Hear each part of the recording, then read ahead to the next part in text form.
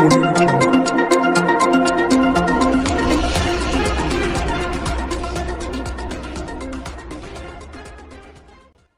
काजी नजरुल विश्वविद्यालय के अंतर्गत विभिन्न कॉलेजों के छात्र छात्राओं ने मंगलवार को विश्वविद्यालय गेट के सामने प्रदर्शन किया।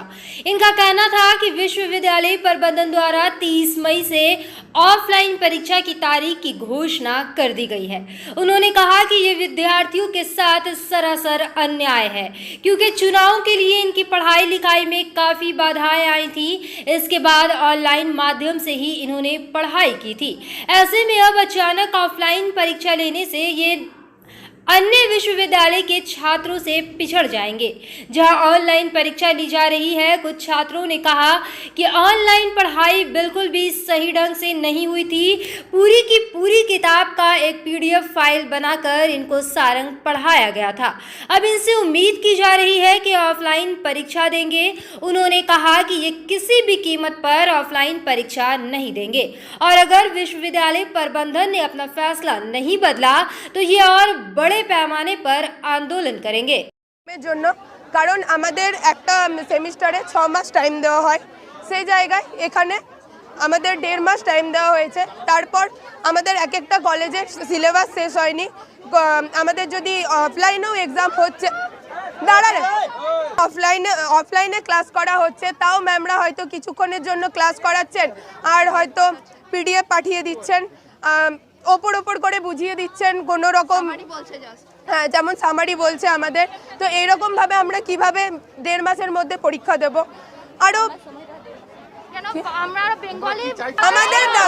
আমাদের দাবিটা হচ্ছে অনলাইন এক্সামের জন্য, কারণ আদার্স কিছু না, কারণ আমরা ফিউচারে মানে আদার্স আরও যে ইউনিভার্সিটিগুলো আছে তাদের কিছু কিছু অনলাইন এক্সাম অলরেডি ঘোষণা করে দেওয়া হয়েছে। তো আমাদের ইউনিভার্সিটি কেন এরকম করছে? আমার নাম সুজাতা মাঝি। আমাদের এখানে অনলাইনে এক্সাম হওয়ার জন্য আমরা এসেছি, কারণ আমাদের এখানে অফলাইনে এক্সাম ডিক্লেয়ার করে দিয়েছে। 30 মে থেকে আমাদের অফলাইনের এক্সাম ডিক্লেয়ার করেছে কাজী নজরুল ইউনিভার্সিটি। আমাদের দাবি হচ্ছে যে আমরা এখন কেউ 6 সেমিস্টারে আছি, কেউ 8 সেমিস্টারে আছে, কেউ 10 সেমিস্টারে আছে, অন্যান্য জেনারেল কলেজও আছে 6 সেমিস্টারে।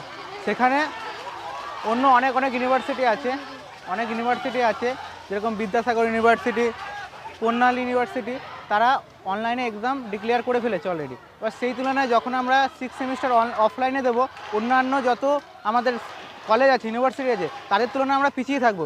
যদি আমরা পাস করে থাকি 50% নাম্বার পাবো, এবং অন্যান্য যত ইউনিভার্সিটি আছে তারা হয়তো 70 কি 80 আপ নাম্বার পাবে।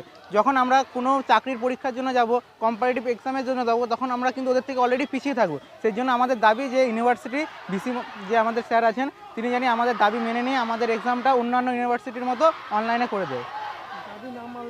দাবি না মানলে আমাদের দাবি আরও দীর্ঘায়ু হবে, এবং আমরা যদি এইখানে আমরা সুরা না পাই, আমাদের হায়ার অথরিটির কাছে আমরা যাওয়ার আগ্রহ প্রকাশ করব। আমার নাম বিশ্বয় রায়, আমি student of law college Durgapur. মানে প্রথম কথা তো ভোটের জন্য এতদিন বন্ধ ছিল, তারপরে ওরা ক্লাস তো শুরু করলো, কিন্তু ওরা জাস্ট কিছুক্ষণের জন্য ক্লাস আসছে, পুরো 1 ঘন্টার ক্লাস হয়তো ওরা লেট করে আসছে। তারপরে ওদের পড়াচ্ছে না, ওরা জাস্ট মানে গ্রুপে একটা করে PDF সেন্ড করে দিচ্ছে আর সামারি দিয়ে দিচ্ছে, বাস। এবারে পুরো একটা টেক্সটের মানে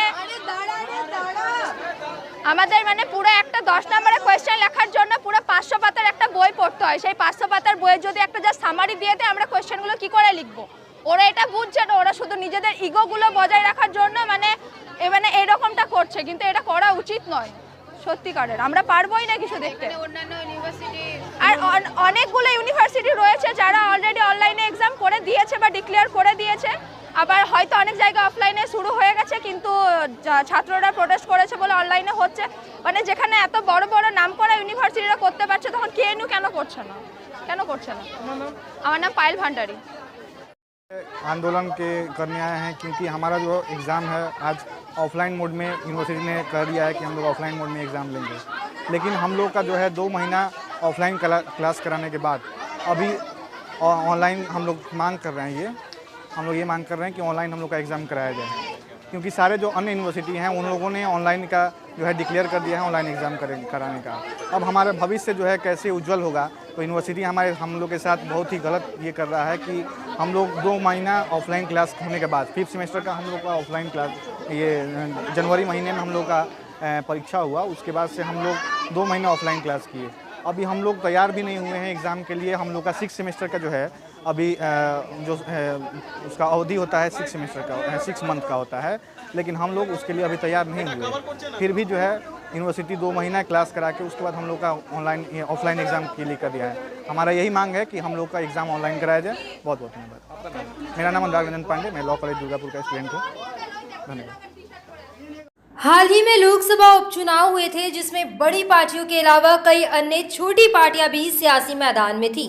मंगलवार को पश्चिम बर्धमान जिला कार्यालय में एक बैठक हुई, जिसमें इन पार्टियों के प्रतिनिधियों से बातचीत की गई। उनको किस तरह से चुनाव के दौरान खर्च का हिसाब देना है, इसके बारे में जानकारी दी गई। 12 मई को फिर से एक बार बैठक होगी और सभी पार्टियों के प्रतिनिधियों को 16 मई तक पूरा हिसाब जमा करना होगा। मीटिंग में जो भी जितने भी कैंडिडेट्स थे उन्होंने जो अपना एक्सपेंसेस किया, ठीक है, उसको रिकॉन्साइल करना पड़ेगा। तो रिकॉन्साइल करने के लिए कैसे उसको फिलअप करना है, जो उनको बुक्स दिया गया है, अकाउंट्स बुक, एब्स्ट्रैक्ट बुक, जो भी कैसे फिलअप करना है, उसके लिए आज ट्रेनिंग दिया गया सभी को। तो ये 12 तारीख को रिकॉन्सिलेशन होगा।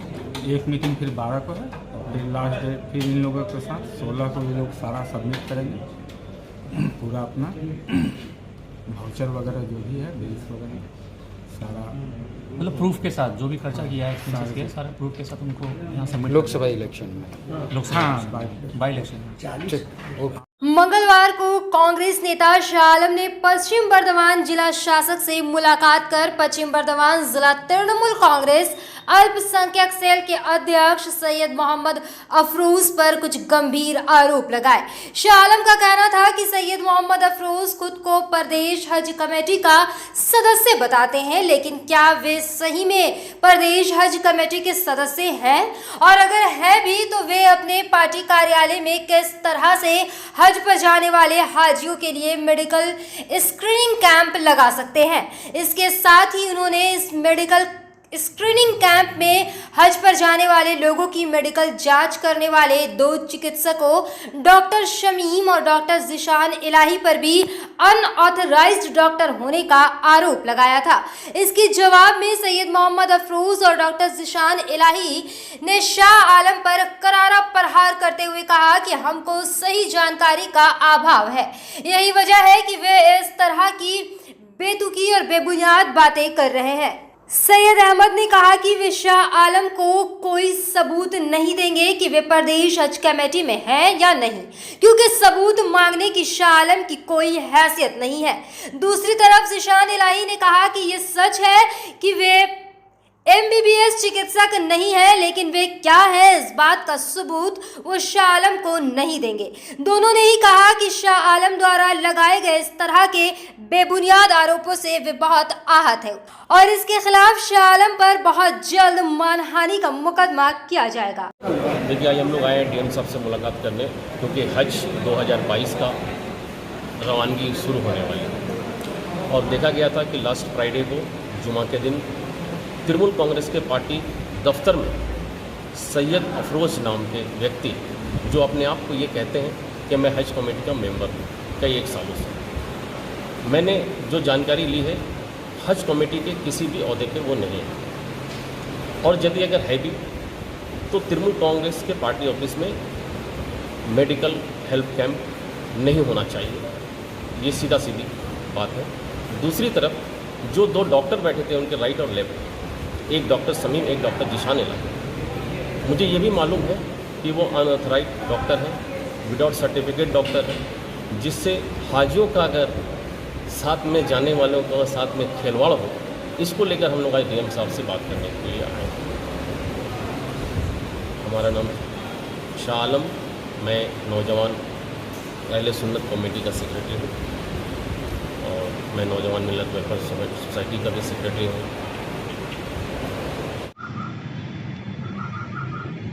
देखिए, ये दोनों सवाल उनका इनवैलिड है। ये दोनों सवाल जो है ये इनप्रैक्टिकल है, इनवैलिड है। पहले तो उनको सवाल क्या है, उनको सही सवाल करना चाहिए। ये लोग बिल्कुल ही जानकार आदमी नहीं है। इन लोगों को कोई वर्गला कर इस तरह की बात करवा रहे हैं, ठीक है। दूसरी बात यह है कि हज कमेटी का सही मानों में टीएमसी से कोई लेना देना नहीं है।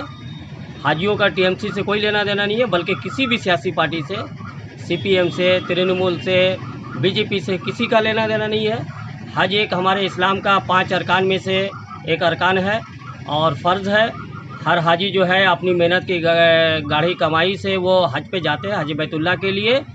अब रही बात कि जो भी लोग हिंदुस्तान से हज पे जाते हैं या किसी भी रियासत से जाते हैं, तो हाजियों की मदद के लिए वहाँ के रियासत के जो लोग हैं या ज़िला के जो लोग हैं, हाजियों का कुछ फॉर्मेलिटी होता है। जैसे पहला बात है कि पहला काम शुरू होता है रजिस्ट्रेशन से लेकर कर उनको सही टाइम टू टाइम इंफॉर्मेशन देना, उनका पैसा जमा करना, उनका मेडिकल स्क्रीनिंग करना, उनका ट्रेनिंग में जो गवर्नमेंट की तरफ से ऑर्गेनाइज होता है उनका सही तरीके से उनको ट्रेनिंग दिलाना और उनका वैक्सीनेशन दिलाना।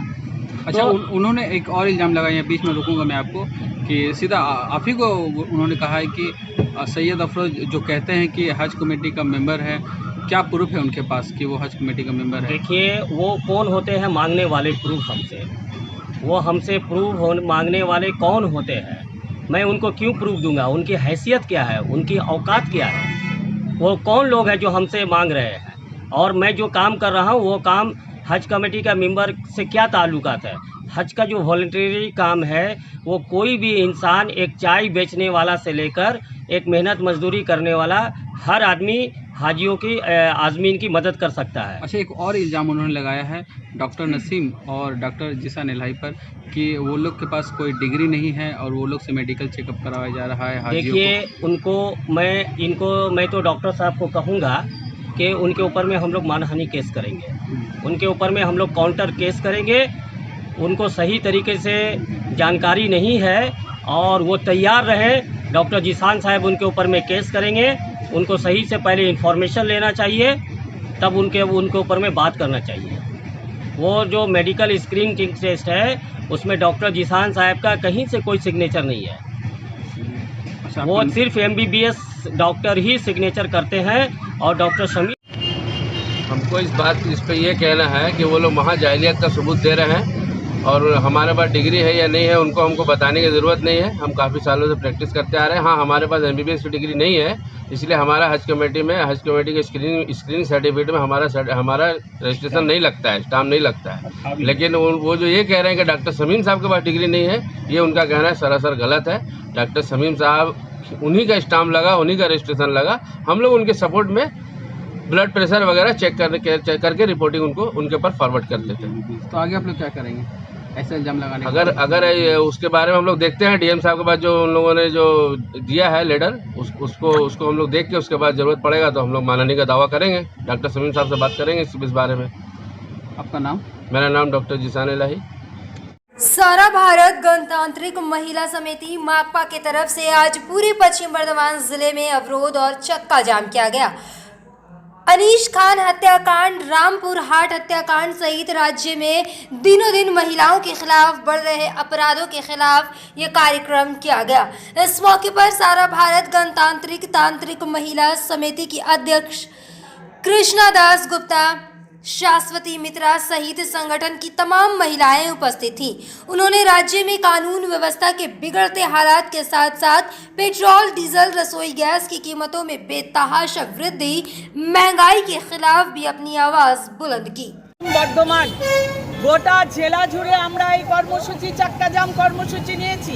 রাজ্যেতেও আমাদের সংগঠন সারা ভারত গণতান্ত্রিক মহিলা সমিতি এই কর্মসূচি আমরা নিয়েছি।